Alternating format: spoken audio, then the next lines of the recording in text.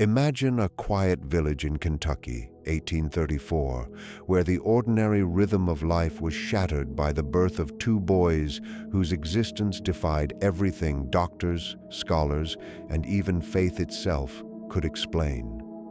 From their first breath, they were bound by a force invisible to the eye but undeniable in its intensity, a bond that mirrored the deepest mysteries of consciousness, the dualities of the human soul, and the uncharted realms where life and death, light and shadow, intersect in ways that science cannot touch. What happens when two lives are so intertwined that one cannot exist without the other, and when their shared existence challenges the very definition of reality?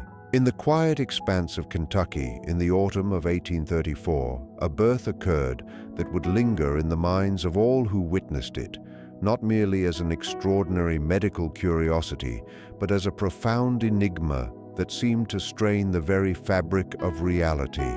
The parents, simple and unassuming, had anticipated the ordinary arrival of children, yet the universe had chosen that day to unveil a phenomenon that defied the natural order, a spectacle that neither science nor faith could fully interpret. From the first moments of life, it was clear that these twins were unlike any others. They were bound together not merely by the physical cords of birth, but by an invisible, ineffable link that challenged the prevailing understanding of human existence. Their bodies were twins in the literal sense, yet their connection extended far beyond mere genetics or shared gestation. The attending midwives and physicians could marvel at the unusual symmetry of their anatomy. But as they examined and measured and recorded, they could not touch the deeper reality that pulsed beneath the surface, a rhythm of life and consciousness that eluded every tool of observation. What they had brought into the world seemed less a pair of human children and more a living embodiment of a metaphysical question. To what extent does one being exist independently, and to what extent is one defined by another? From the moment of their first cries, the twins exhibited an almost uncanny resonance with one another. A movement in one's limb was mirrored subtly in the other. A sound in one's throat was answered by a corresponding inflection in the other's voice, and even the rising and falling of their breathing seemed choreographed in a harmony too precise to be coincidence. The doctors could not find a physical explanation for these phenomena. They attempted to measure pulses and chart temperatures, yet the metrics of mortal biology offered no insight into the invisible currents that united these two lives. Observers began to speak of an intangible bond, a thread woven into the very essence of their being, something that could not be severed by distance, diet, or any medical intervention. The world of the senses, with all its instruments and calculations, failed to capture the reality that these twins inhabited, a world where mind and body, soul and matter seemed to intersect and merge in ways that defied comprehension. Beyond the physiological marvel, there was an unmistakable psychological dimension to their union. The twins responded to one another in ways that suggested a shared perception of the world, a mutual awareness that transcended normal human empathy. One could weep while the other felt the weight of sorrow without knowing its source. One could express curiosity or fear and find the same emotion reflected instantly in the other. Their parents began to speak in hushed tones of a bond that was not merely familial but spiritual, a connection that seemed to echo some primordial truth about human consciousness itself. The children were not simply born into a family.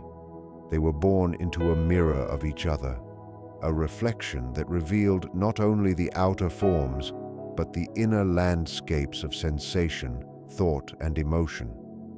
To witness them was to confront a paradox.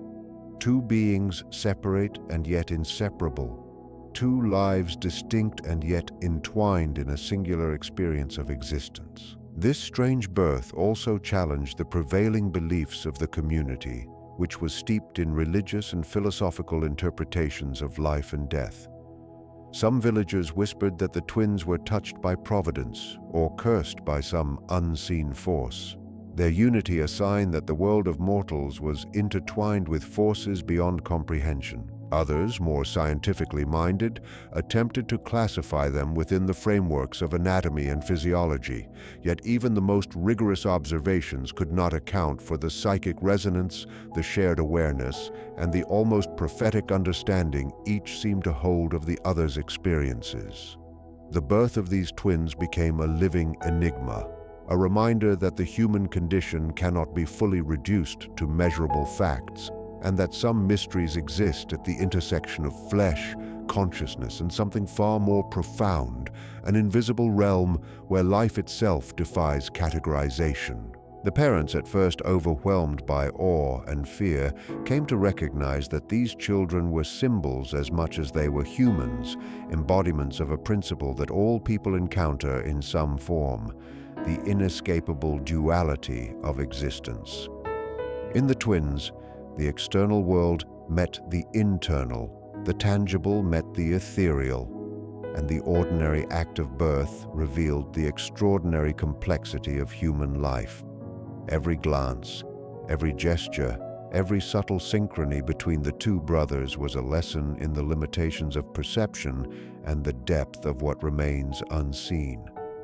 Their birth was not a mere medical anomaly.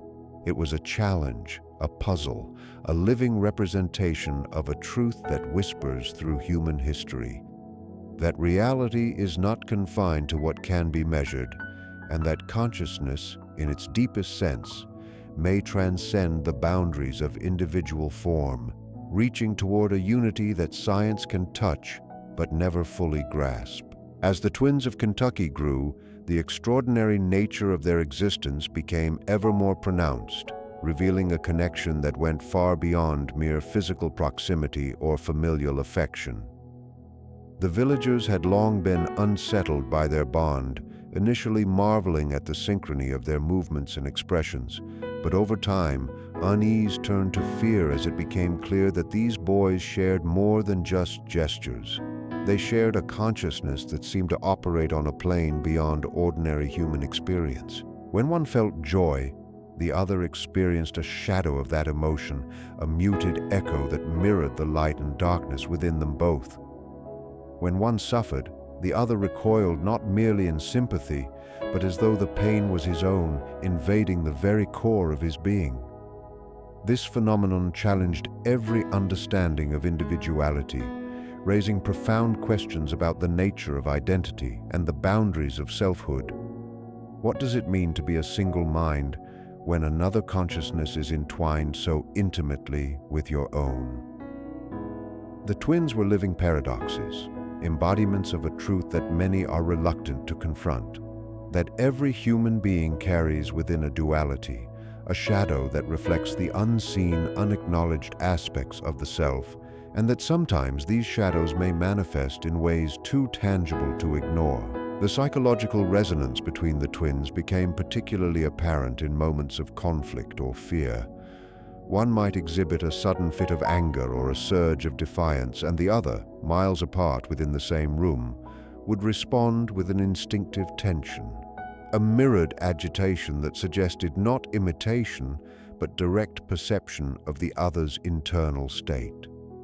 Scholars who later attempted to observe them noted that this was not simple empathy, which relies on conscious recognition of another's emotions, but something deeper, almost preternatural, as if they shared a private conduit of sensation inaccessible to anyone else. The phenomenon could not be explained by sensory cues or learned behavior, for it occurred even when the twins were in separate spaces, unaware of each other's presence. It was as though their souls were bound by an invisible filament, a psychic umbilical cord that transmitted not merely feelings but fragments of awareness, instinct, and cognition. This unearthly connection served as a living demonstration of the concept that within the human psyche, light and shadow exist not as isolated forces but as intertwined, inseparable, and sometimes overwhelming presences. The dynamic between the twins also illuminated the archetypal tension inherent in every human mind. One twin was frequently described as outwardly radiant, full of curiosity and laughter, an embodiment of innocence and vitality. The other, however, carried a stillness, a quiet intensity that unsettled even his parents, as though he were attuned to a layer of reality the rest of the world could not perceive. This contrast mirrored the duality of all human consciousness, the persona presented to the world and the shadow lurking in the depths, the aspects of the self that are often repressed, ignored, or feared. Through the boys, this duality was externalized, made visible and tangible. Those who observed them were compelled to confront not only the mystery of the twins' connection, but also the uncomfortable realization that within themselves there exists a similar interplay of light and darkness, of conscious and unconscious forces vying for recognition and balance. The twins' shared mind also manifested in subtle behavioral synchrony that defied the expectations of medical science. When one began a new habit or learned a skill, the other acquired it almost instantaneously, with no apparent instruction or demonstration. When one fell ill, the other exhibited symptoms or discomfort, though physicians could detect no pathogen, injury, or cause. This pattern suggested a level of interpenetration of consciousness that transcended the purely physical, hinting at a collective mental or spiritual layer, a shared reservoir of perception that might exist in all humans but was rarely observable in such an immediate and undeniable form. The villagers, initially awed, began to view this connection with trepidation, whispering of curses or supernatural forces. Yet in truth, the twins' bond illustrated a fundamental psychological principle: that every human mind contains uncharted territories where boundaries blur, where one is never entirely alone in thought or feeling, and where the shadow of the unconscious influences behavior in ways that remain invisible to the waking mind. Through the twins, the abstract concept of the shadow became concrete. It was not an external evil or a simple moral dichotomy, but a living, breathing presence intertwined with the very essence of identity. One twin could be impulsive, joyous, and curious, while the other remained still, contemplative and somber, yet each reflected the potential and limitation of the other. In observing them, one could witness the eternal tension of consciousness in real time, the push and pull between light and darkness, action and inhibition, awareness and instinct.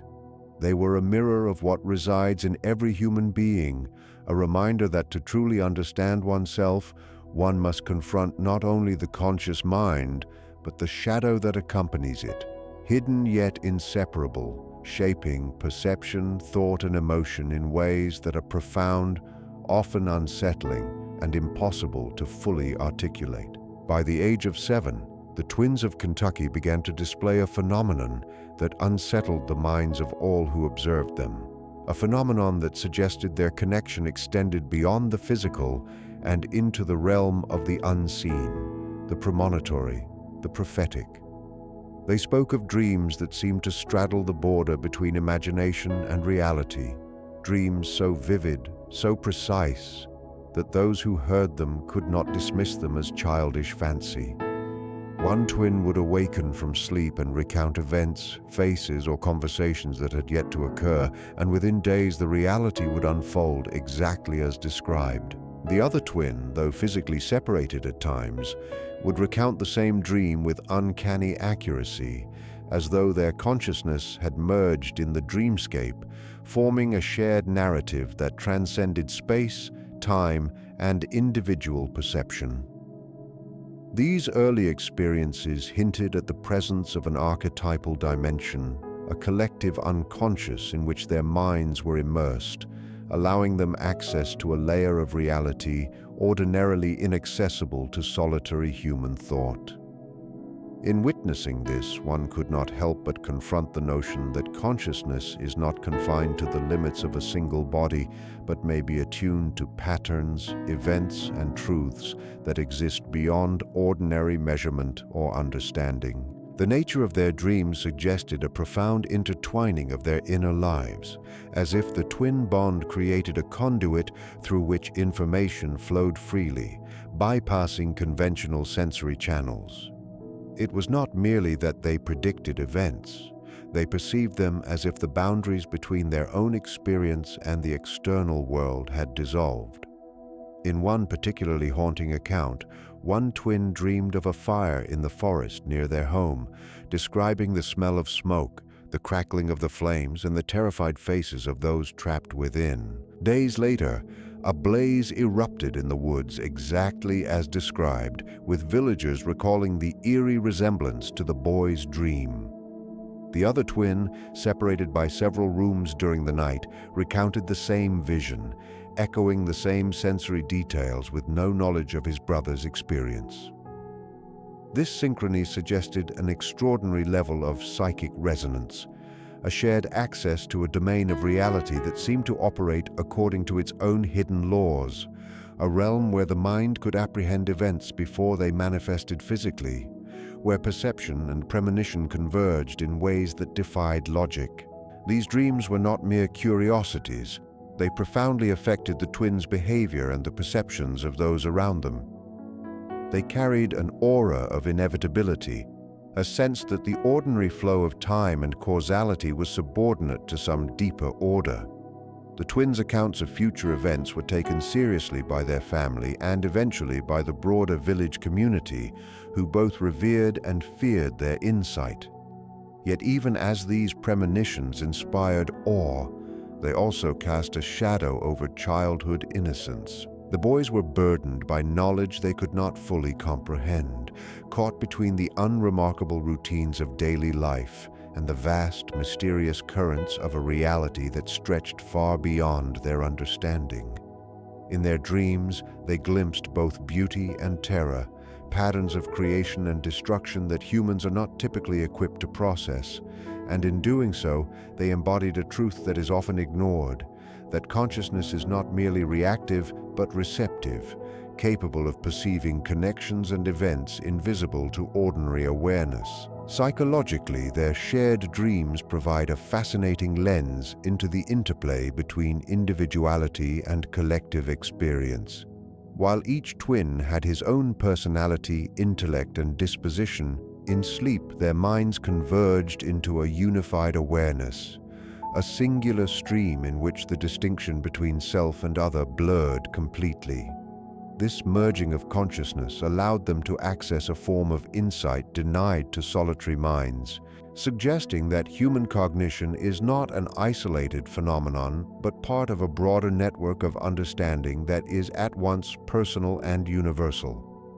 The twins' dreams could be seen as symbolic representations of a deeper principle, that there exists a realm of perception in which time, space, and identity are fluid, where the mind can apprehend truths not yet visible, and where the conscious and unconscious converge to reveal mysteries otherwise hidden.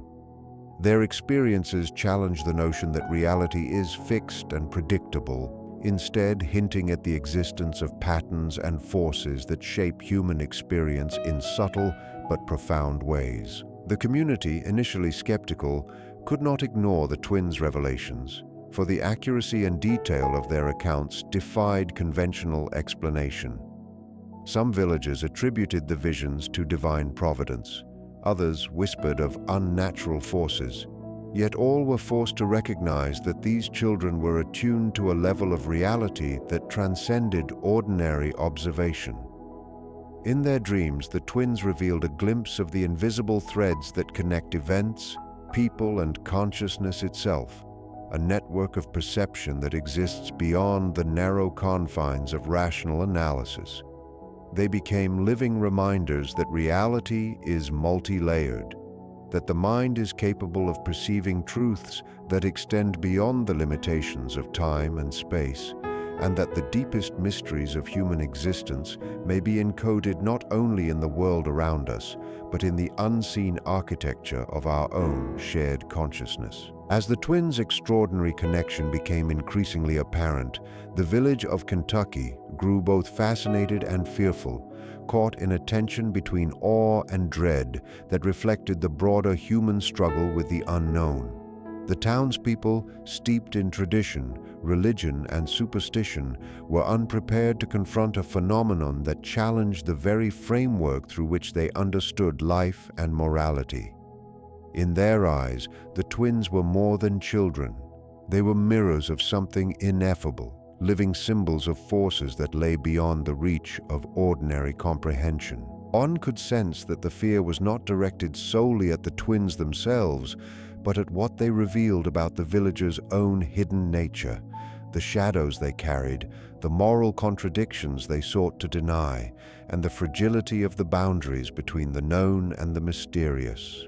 The twins embodied a truth that people are often reluctant to face, that reality is more complex, darker, and more interconnected than human reason comfortably allows, and that the existence of something unexplainable can confront the observer with their own limitations, insecurities, and moral ambiguities. The reaction of the village was multifaceted. Some saw the twins as a blessing, a sign of divine intervention, or a unique insight into the workings of the universe. They sought to protect the children, to learn from them, and to understand the implications of their remarkable bond. Yet this admiration was always tempered by fear, for the twins' behavior defied conventional logic and reminded observers of the fragility of human understanding. When one child fell ill and the other manifested corresponding symptoms, the phenomenon was simultaneously astonishing and terrifying. It suggested that the human mind, and perhaps the human soul, could extend beyond the limits of the individual body. That consciousness might be shared in ways that challenged the accepted order of creation. The villagers, bound by their faith yet steeped in fear, interpreted these signs in a way that reflected their own anxieties. The twins were seen alternately as miraculous and as harbingers of doom, symbols of cosmic order or cosmic disorder, and the ambiguity of their existence became a mirror in which the village saw its own fears, prejudices, and hidden truths reflected. Superstition and rumor quickly filled the gaps left by logic and observation. Some whispered that the twins were cursed, that their unnatural bond was a manifestation of forces beyond human comprehension, a warning against pride or the violation of natural law. Others feared that they were instruments of something malevolent, capable of influencing the minds and fates of those around them simply through their presence. These fears were compounded by the twins' dreams and premonitions, which foretold events before they occurred. To rational minds, these experiences might have been coincidence or imagination, yet for the villagers, who lived in a world that blended faith and superstition, the twins became living evidence of the supernatural, a tangible reminder that the universe could operate according to laws that eluded ordinary perception. The ambiguity of their existence forced the villagers to grapple with questions that were both existential and moral. How should one act when confronted with forces that cannot be fully understood, and what does it reveal about human nature when the unknown provokes fear, fascination, or awe? The twins' presence also served as a psychological mirror, reflecting the hidden aspects of human consciousness that society often suppresses. The villagers' fear was not simply of the children, but of themselves, the recognition that every person harbors contradictions, unknown potentials, and unconscious drives that can manifest unpredictably. The twins, in their shared consciousness and premonitory abilities, externalized these hidden dimensions, making the invisible visible and the unconscious manifest. In doing so, they compelled the community to confront the dissonance between what was accepted as orderly and moral and the chaotic, mysterious forces that govern both nature and the psyche. The children were a lens through which the villagers glimpsed the darker, shadowed parts of their own identities, a reminder that fear often arises not from what is unknown in the world, but from what is unknown within ourselves. Social responses to the twins were shaped by this collective reflection of inner tension.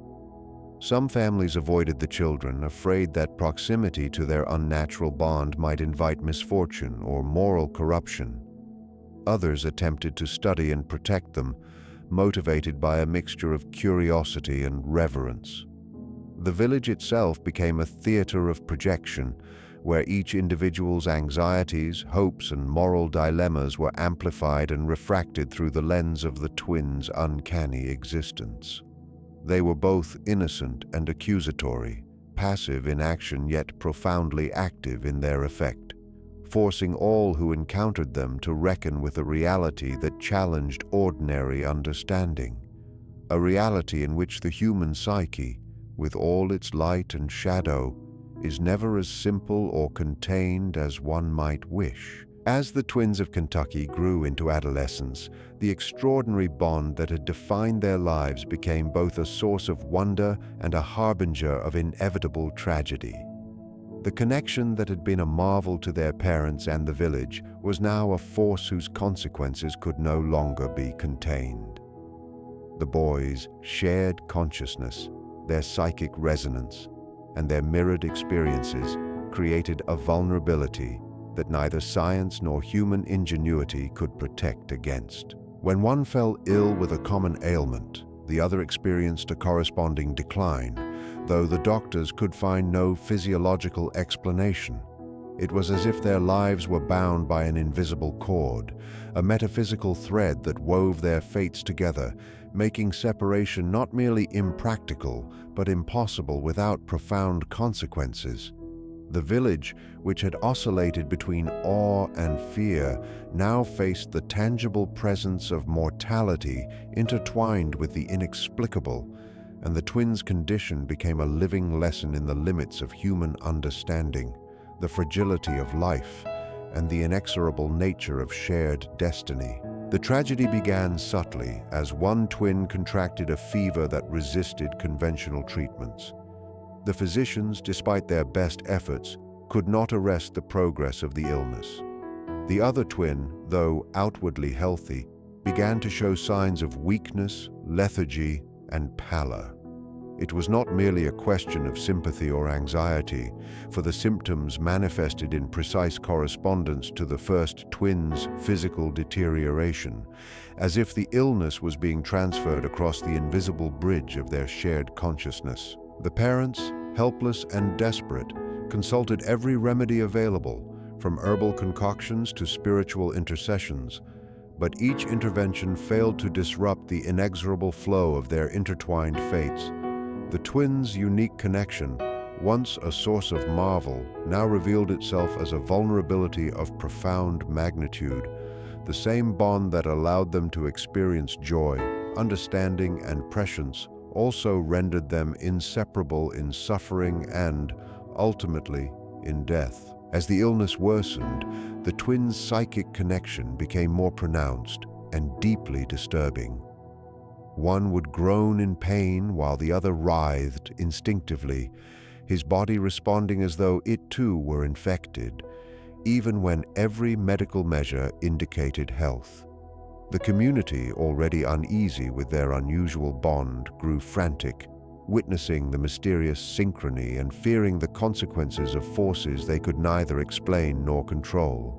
Scholars who observed the twins later described an almost ritualistic pattern in their suffering, a mirroring so precise that it suggested not mere coincidence but a metaphysical law governing their existence.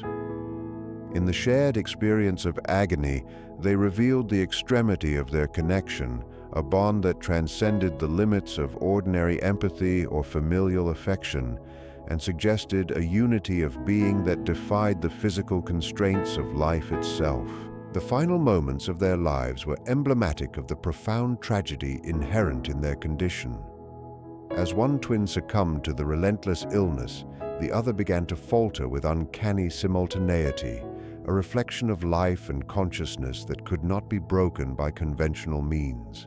The physicians, heartbroken and powerless, witnessed the second twin collapse almost immediately, as though a single life force had animated both bodies and could not continue once divided. The parents, enveloped in grief, recognized that their children's lives had never been separate in the truest sense. They had existed in a state of perpetual unity, and the severing of one's life automatically entailed the loss of the other.